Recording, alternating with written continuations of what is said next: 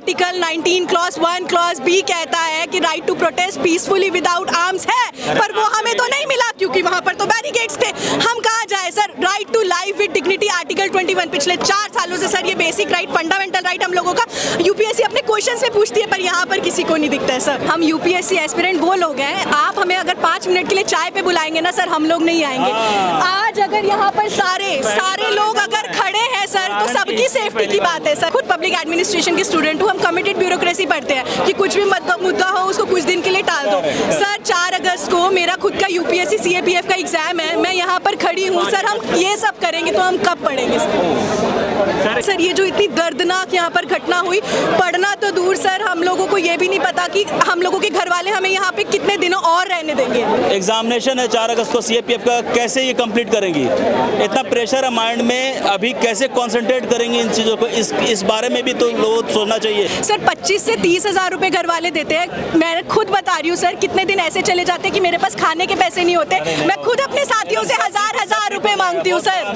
जब उन लोगों को अन अकेडमी में कोर्सेज बेचने होते हैं तब हम लोग एंटी नेशनलिस्ट नहीं होते सर। हो जाए सर भाई, आगे बढ़ने के लिए बलिदान जरूरी है।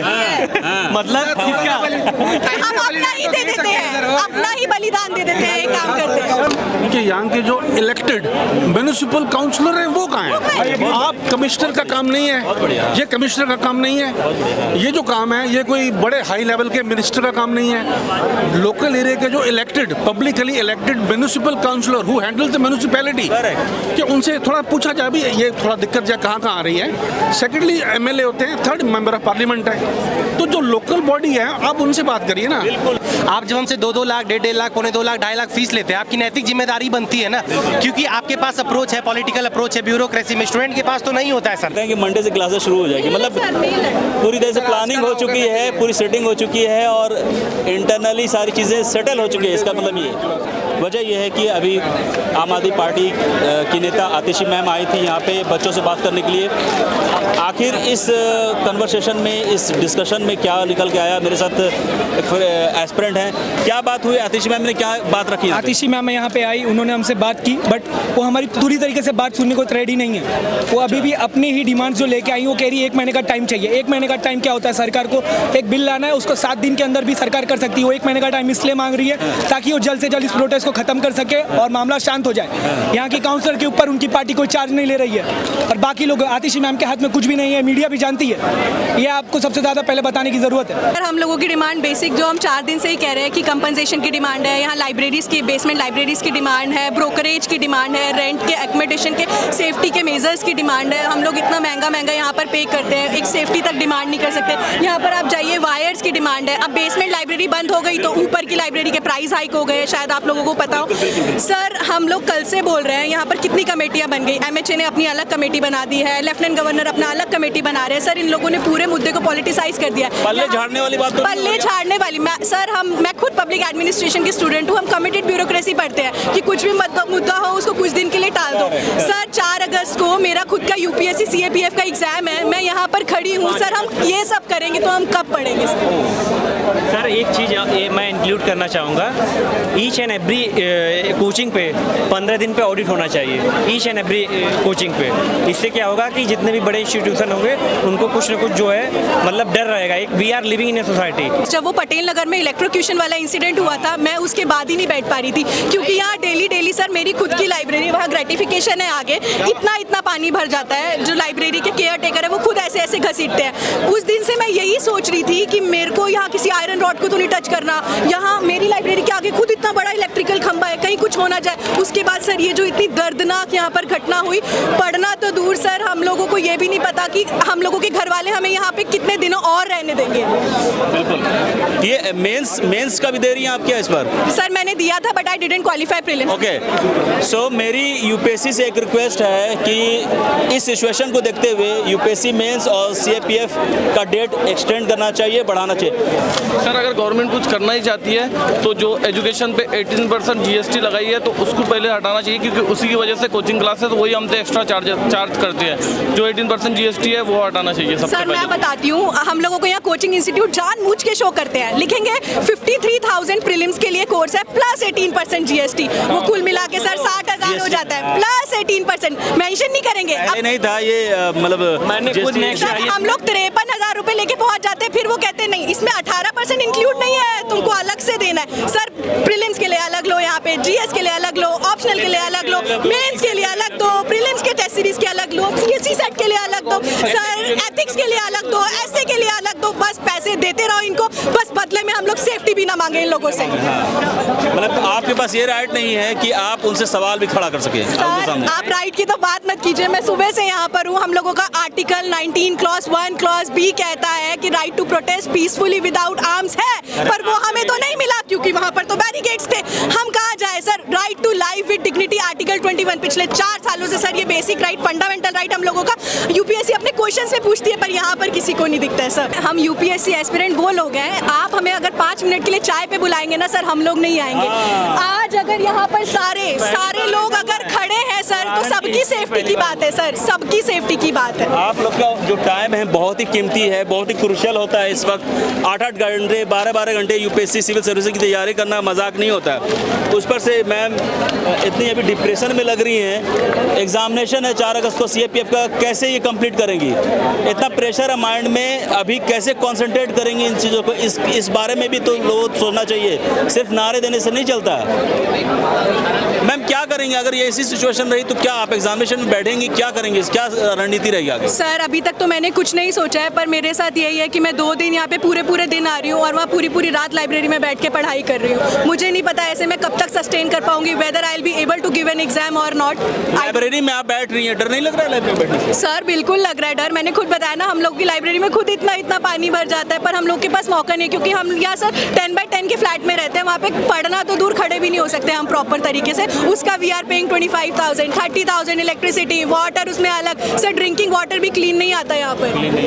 सर ये ड्रिंकिंग वाटर की सबसे ज़्यादा प्रॉब्लम है सर, जो पाइपलाइन पता नहीं कहाँ से गई हुई है, गटर का पानी हर रोज़ आता है। मतलब अगर आपको सेफ मतलब कुछ थोड़ा सा ठीक पानी पीना है तो आपको बाहर से बिस्लरी या फिर जो भी पानी होता है वो मंगाना पड़ता है, और ये मतलब ओनर जितने भी है वो पानी के लिए चार्ज करते हैं, लेकिन फिर भी साफ़ पानी नहीं आता। कितनी कंप्लेंट कर लो, कितनी बार बोलो, वो दिखा देते हैं। हमने व्हाट्सएप पे मैसेज किया है, हमने कंप्लेंट की है, लेकिन जो भी ये लोग हैं MCD वगैरह वाले, वो कुछ नहीं। ब्रोकर जो है, ब्रोकर 1 साल अगर आपका हो गया, रूम रेंट अंदर हो गया 11 महीना, तो क्या होता है चार्जेस 10% अलग बढ़ाता है, ब्रोकर अलग से फिर ऐसा होता है क्या? Yes sir. और each and every year one time लिया, ईच एंड एवरी ईयर नहीं each and every year broker charge करता है। और एक चीज और बता रहा हूँ, जो रूम ओनर पैसा लेता है ना, वो क्या करता है, कैश में पेमेंट लेता है, ऑनलाइन पेमेंट नहीं लेता, क्योंकि उसको इनकम टैक्स कम दिखानी पड़े। बिल्कुल समझ रहे हैं ना, ये सारे हमारे साथ तो बहुत। सर मैं खुद रामजस कॉलेज से हूँ, नॉर्थ कैंपस से हूँ, वैसे मैं पूर्णतः उत्तर प्रदेश इटावा से हूँ। सर जब हम नॉर्थ कैंपस आते थे, एक सपना सजा के जाते थे कि ड्यू जाना है तो नॉर्थ कैंपस में ही एडमिशन लेना है। सर जब ORN आए तो सपना सजा कर आए कि यहीं पर UPSC की तैयारी करनी है। सर 25 से 30 हज़ार रुपये घर वाले देते हैं, मैं खुद बता रही हूँ सर, कितने दिन ऐसे चले जाते हैं कि मेरे पास खाने के पैसे नहीं होते। मैं खुद अपने साथियों से हज़ार रुपये मांगती हूँ सर। 1 मिनट वो सब लोग करते हैं सर। सर इसके रेट भी बढ़ाने स्टार्ट कर दिए हैं। जो ये अभी आदिशी मैम आई थी, बिना निष्कर्ष किए चली गई, कैसा लग रहा है? नहीं, मैं ये नहीं बोल रहा हूँ, पॉलिटिकल इशू से आई थी आतिशी में, सबको यार है अपना रोटी। सर उससे पहले लेफ्टिनेंट गवर्नर सर भी आए थे सर। कोई रिस्पांसिबिलिटी लेने के लिए नहीं तैयार है। They are shifting the bug on each other. कोई सॉल्यूशन नहीं निकला। सॉल्यूशन नहीं है, बस ब्लेम गेम कोई पॉलिटिशियन मैं क्या कह रहा हूँ, ऐसा है लाइब्रेरी का जो चार्जेस था वो रहे, बट ये है कि वो फर्स्ट फ्लोर पे रहे, फैसिलिटी तो मिले यार। हाँ बिल्कुल मिले। अब ये नहीं कि लाइब्रेरी का फीस 0 हो जाए, ऐसा नहीं हो सकता है। सर सिंपल इन लोगों के पास फायर की NOC है, पर लाइब्रेरी में फायर एक्सटिंग्विशर नहीं है। इतना छोटा सा गेट है, अगर कहीं को आग भी लग जाती है, पीछे दृष्टि IAS में ऐसा इंसिडेंट हुआ भी था, मुखर्जी नगर में भी ऐसा इंसिडेंट हुआ था। पर आज अभी इतने सारे लोग आ गए तो पॉलिटिशियन आ रहे हैं, हमें अपनी जवाबदेही दे रहे हैं। सर जब कल परसों लेफ्टिनेंट गवर्नर सर आए थे, सामने से बोल के गए हाँ हम लोग कमेटी बना रहे हैं, हाँ हम लोग करेंगे। सर उस कमेटी में एस्पिरेंट लोग ही नहीं थे। एमसीडी कमिश्नर सर हमारे एक सर थे, वो बोलते थे बेटा पेपर जो पढ़ते हो ना वो ग्रुप मतलब व्हाट्सएप पे आता था ना, उसको मत लेके पढ़ो, वो करप्शन है, वो करप्शन है, ठीक है। बट आज वो बेसमेंट में पढ़ा रहे हैं। ईच एंड एवरी कोचिंग बता रहा हूँ, चाहे वाजीराम हो, नेस्ट हो, विजन हो, कोई भी कोचिंग की बात कर रहा हूँ, ठीक है।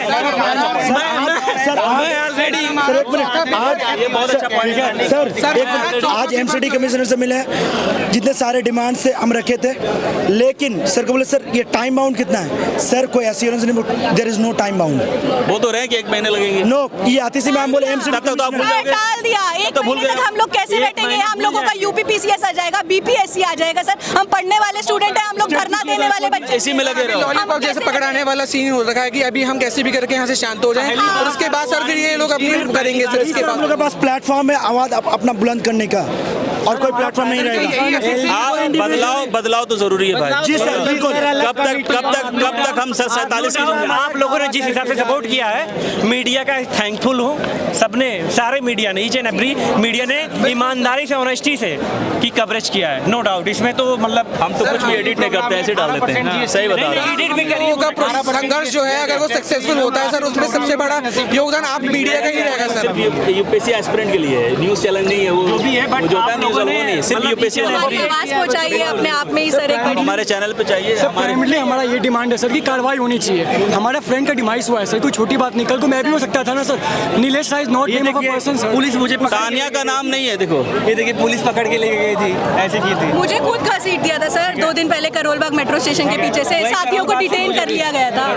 हम सब वहीं कोई पॉलिटिकल पर्सन थोड़ी है सर, सर हमें ये सब नहीं आता सर। हम लोग 15 घंटे बैठ के पढ़ सकते हैं, पर यहाँ पर धरने नहीं दे सकते। हमें नहीं दिखानी होती तो सर आज कुछ का कुछ हो जाता है ये 4 से दिनों में, लेकिन सर हम लोगों की पॉलिटिक्स नहीं है। आप लोग एक्टिविस्ट नहीं हो, बट सर हम आपको मजबूर किया जा रहा है कि आप एक्टिविस्ट बन जाओ। नहीं जो टीचर है, नाम नहीं लेना चाहूंगा, जो बहुत फेमस है, उनसे सिर्फ करता आप स्टूडेंट के साथ हमदर्दी दिखाइए, आप प्रोटेस्ट में हो, उनको जान का डर है, ये हो जाएगा सर। इतने टीचर आए बड़े बड़े इंस्टीट्यूट के ऑनलाइन मीडियम में, उनको जान की डर नहीं है सर। ये 2 लोग को जान ओझा सर ये सर हाँ है सर, ये लोग के बारे में हमें बताते हैं सर हो गए उनके लिए लाइव में। जब उन लोगों को अनअकैडमी में कोर्सेज बेचने होते हैं तब हम लोग एंटी नेशनलिस्ट नहीं होते सर। वैसे भी सर कहते थे ओझा सर, भाई आगे बढ़ने के लिए बलिदान जरूरी है। मतलब किसका? हम अपना ही दे देते हैं, अपना ही बलिदान दे देते हैं, ये काम करते हैं। सर को नहीं पता। एक कॉमन सेंस का पॉइंट है कि यहाँ के जो इलेक्टेड म्युनिसिपल काउंसलर हैं वो कहाँ हैं? सबसे बड़ी बात यह है, आप कमिश्नर का काम नहीं है, ये कमिश्नर का काम नहीं है, ये जो काम है ये कोई बड़े हाई लेवल के मिनिस्टर का काम नहीं है। लोकल एरिया के जो elected, publicly elected municipal councillor who handle the municipality, वो रिस्पॉन्सिबल हो सकते हैं। मैं इल्ज़ाम नहीं लगाना चाहता किसी पे, कि उनसे थोड़ा पूछा जाए भी ये थोड़ा दिक्कत जाए कहाँ आ रही है। सेकेंडली एमएलए होते हैं, थर्ड मेंबर ऑफ पार्लियामेंट है, तो जो लोकल बॉडी है आप उनसे बात करिए ना। बिल्कुल लोकल बॉडी से। देखिए सर हमारे साथ हैं, ये भी पिता है सर। कैसी तकलीफ हो रही है आपको इस तरह की?